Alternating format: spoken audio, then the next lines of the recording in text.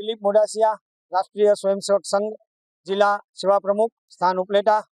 આજરોજ ઉપલેટાની અંદર રાષ્ટ્રીય સ્વયંસેવક સંઘના શતાબ્દી વર્ષ નિમિત્તે નગરની અંદર 8 હિન્દુ સંમેલનો હતા, જેમાંનું આજનું જે હિન્દુ સંમેલન છે એ વસ્તી 6નું સર ભગવતસિંહજી વસ્તીનું હિન્દુ સંમેલન હતું।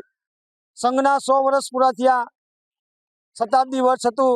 અલગ અલગ પ્રકારના વસ્તી સહ કાર્યક્રમો થયા, જેમાંનું આજનું જે આ વસ્તીનું સંમેલન છે એ બહોળી સંખ્યામાં ભાઈઓ બહેનોએ લાભ લીધો, તેમજ સંત મહંતો ઉપસ્થિત રહ્યા અને આ મહંત તરફથી આશીર્વચન આપવામાં આવ્યા। તેમજ રાષ્ટ્રીય સ્વયંસેવક સંઘના દિલીપભાઈ રાડિયા દ્વારા પ્રવચન પણ થયું, બૌદ્ધિક થયું, વક્તવ્ય થયું અને સાથે બધા સાથે મળી અને ભોજન પણ લીધું। અસ્તુ, ભારત માતા કી જય। કૌશલ પરમાર, હિન્દુ સંમેલન સમિતિ ઉપલેટા। આજ રોજ હિન્દુ સંમેલન જે થવા જઈ રહ્યા છે એ સંદર્ભે વિશાળ બાઇક રેલીનું આયોજન થયું હતું, જેમાં હજારો લોકોની ઉપસ્થિતિ હતી।